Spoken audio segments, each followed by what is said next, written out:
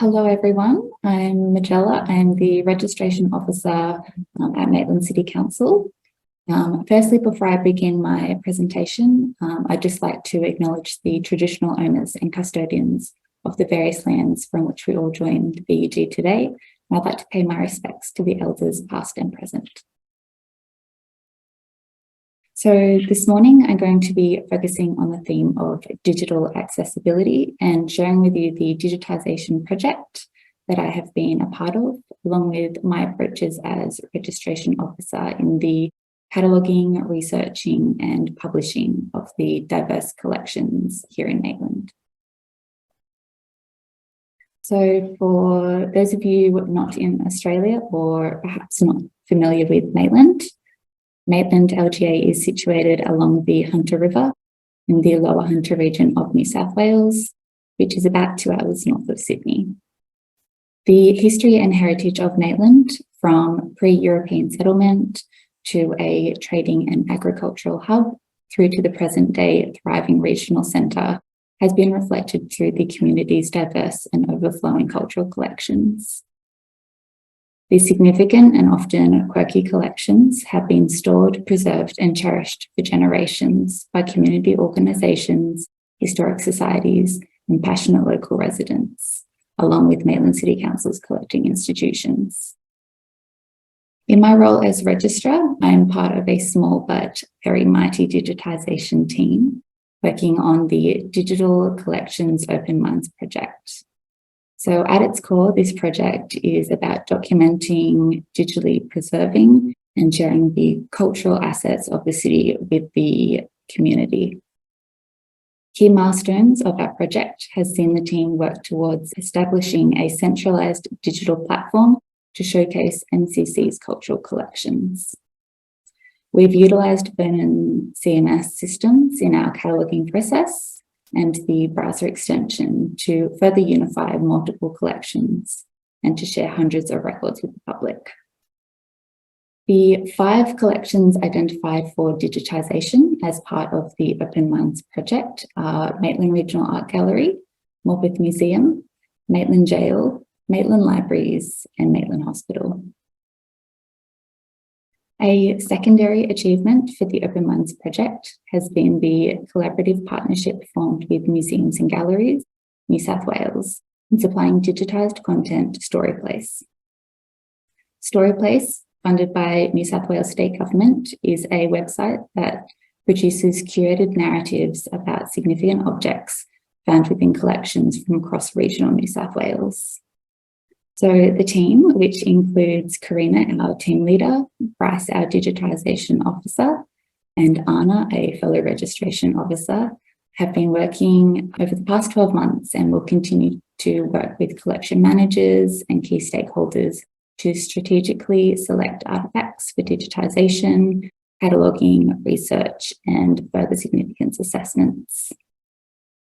So when looking at the broader concept of digital accessibility, I've interpreted it in 3 different ways. So the first being availability. I see this as referring to what collections and items are readily available and discoverable in an online format. The second is user experience and this intersection with community engagement. So this refers to the importance of user experience in accessing, navigating and understanding the catalogues and the records that are presented in the online format. And then thirdly is information and resources. So this refers to the presentation of both item information. So for example, this would be the standard catalogue information that would be presented, but also the interpretive information that can shed light on the stories, the histories, context, and further significance of the objects. Also within this, we've placed a particular focus on using accessible language so that we can best reach our broad audience.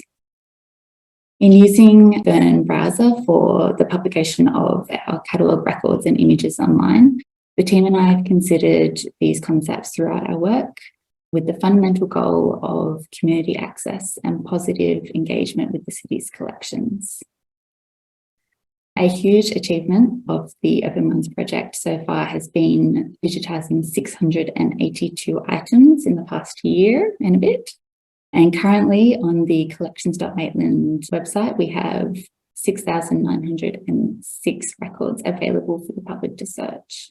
Additionally, since June this year, we've been collaborating with New South Wales Health in the process of cataloguing the Maitland Hospital collection, which consists of over 430 items, and we have digitised highly significant items that have previously only been kept in storage. The process of digital preservation and elements of future-proofing these collections have been raised. For example, as part of the Maitland Jail collection, there are 7 wall murals which have been hand-painted by inmates when the site was functional as a correctional centre for its closure in 1998. These murals are situated in part of the jail grounds that is only accessible to staff. And unfortunately, some of the artworks have begun to severely degrade since their last conservation treatment. In digitising and publishing items such as these murals, with accompanied in-depth research undertaken by an external heritage consultant and the completion of statements of significance, these fixed artworks gain a new life and also provide a really interesting look into the life of the facility.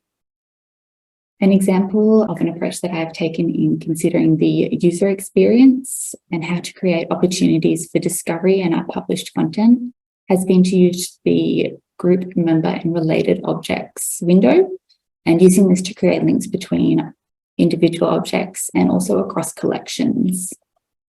So using this function has been particularly beneficial in creating the links between group and member objects, or what I like to refer to as parent and child records.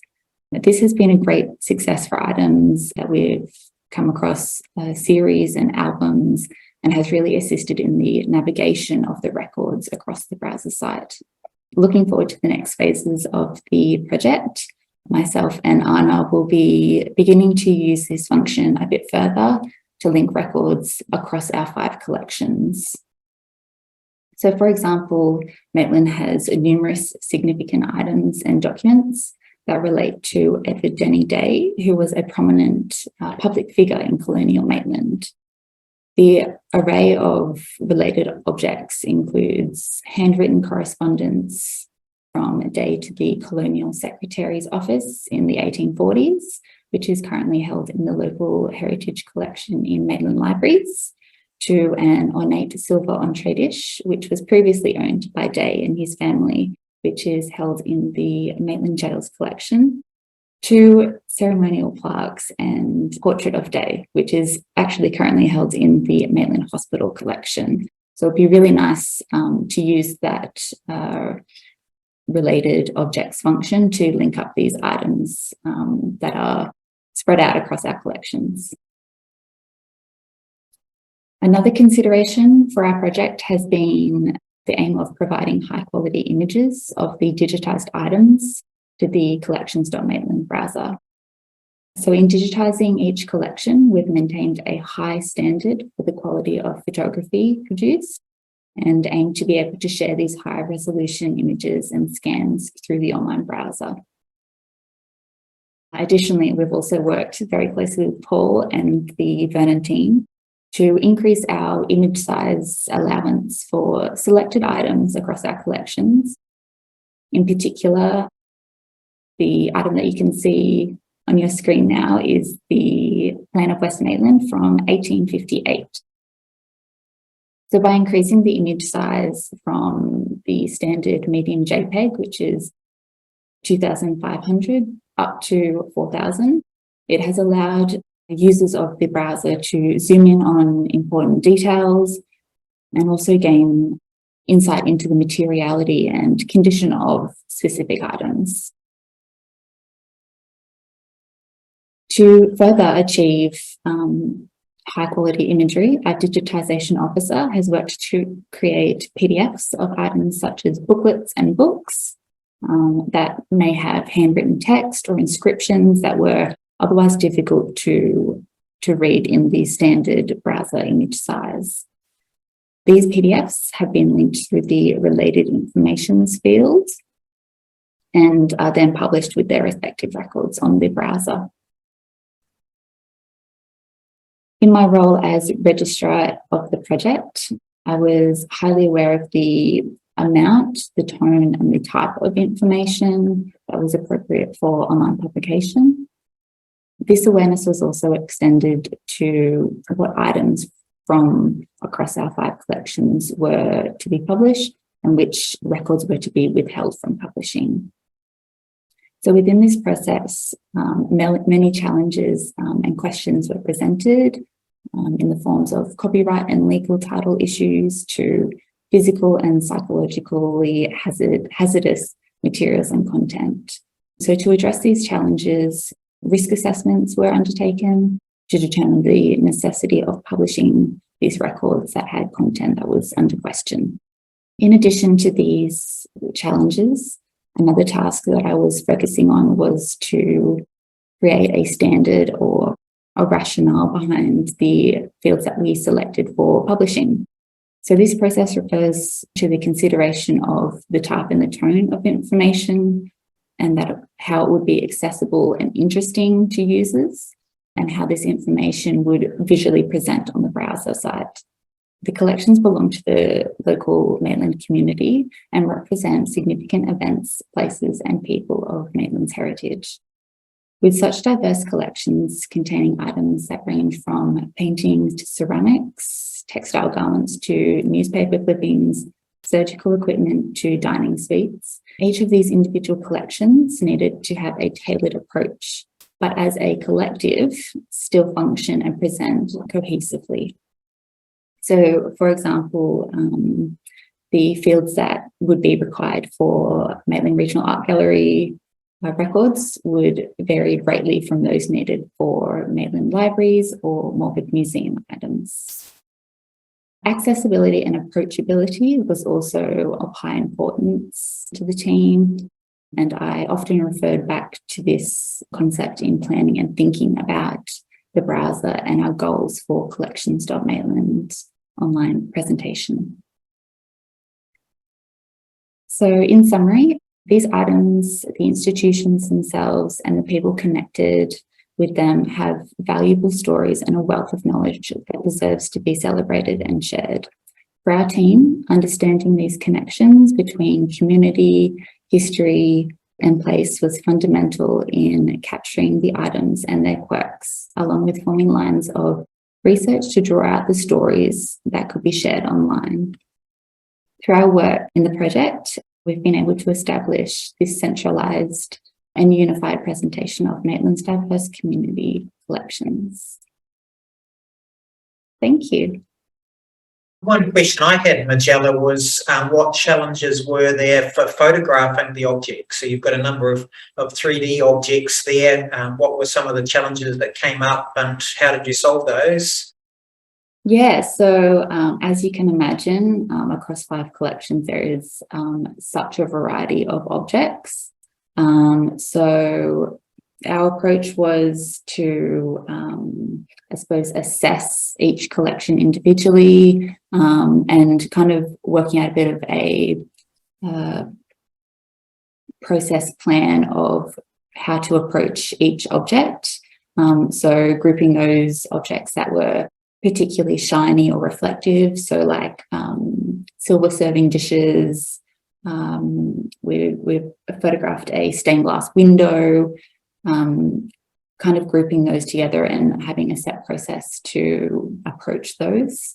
And in our digitisation process, we have our hub space, which is based at Maitland Regional Art Gallery. So that's a full photography setup studio. And we also have a on-the-go kit that we can take to various locations and shoot on site. So is your hub space set up all year round? Yes, yeah. That's very good. Yeah, it's an amazing space. How have you gone about prioritising what collections you're wanting to get online first? So prioritising the collections, we've been working with collection managers or the collection custodians to basically form a list of items, especially those of high significance, and kind of tackling those high significance items first. In the case of the art gallery, they have quite an extensive collection, and some items have previously been digitised, but at quite a low resolution. So also factoring in that kind of the backlog tasks of re-digitising some items as well. What does audience happiness look like for use of the online collections? How would you judge that you're succeeding in delivering that content to the people online? Well, I mean, the benefit of having a large chunk of our collections online has been just general access. So we've found that a lot of staff here at Council have been able to jump on and actually see what's held in our collections that they may not have been aware of previously. And also community groups. So we've got a couple of historic societies here in Maitland and heritage groups. So they're able to jump on the website and see through what items are in our collections as well, and kind of use that to further their own research. And I suppose delve into different parts of Maitland's heritage. Yeah, we actually had earlier this year a Heritage Week here in Maitland. So the Open Minds team had a stall set up there, and so we had our browser site on display for the public to kind of come through, and they were able to trawl through the records, and we had some really positive feedback from that. Have there been any surprises in what people have been finding in the collection or how they're making use of that information? Yes, yeah, we actually found it interesting the items that people connected with and what items resonated with different people the most. It's usually the items that you wouldn't think people would really appreciate, actually. So a lot of the older furniture that's held in the Maltworth Museum, people really enjoy being able to see that up close on the browser. In the Maitland Jail collection, there's actually a matchstick tray. So that was made by a previous inmate at the jail, which had been then donated back to the museum. And a lot of people have really enjoyed that particular item. I think it was a bit of a popular craft craze back in the day. So a lot of people have memories of having similar items in their own house. That's great. And have there been any kind of new stories about the collection that have been passed back to you, where people have looked at items and they've been able to share knowledge about those items that maybe you didn't know beforehand? Yeah, definitely. So I'm actually not a Maitland local. I'm from Newcastle, which is only just down the road, but it's great being able to talk with the community and different members that come in and want to have a chat about the collections, and they give me insight into a lot of Maitland history that I would not have otherwise known or perhaps been able to research and find online. So yeah, the community feedback and has really been great, and you kind of can create those little connections between across collections and then between individual objects. And so looking ahead to the next year, are there any kind of major new collections that you're looking to add, so beyond the 5 that you've started with? Yeah, well, at the moment, we've got 4 collections published on collections.maitland, and we're just kind of wrapping up digitising and cataloguing the Maitland Hospital collection. So that one will hopefully soon be able to be published online. So we're really looking forward to having that one available for the public to see, because a lot of those items were kept in storage for many years and perhaps haven't been been seen for decades. Thanks very much, Magella. Thank you.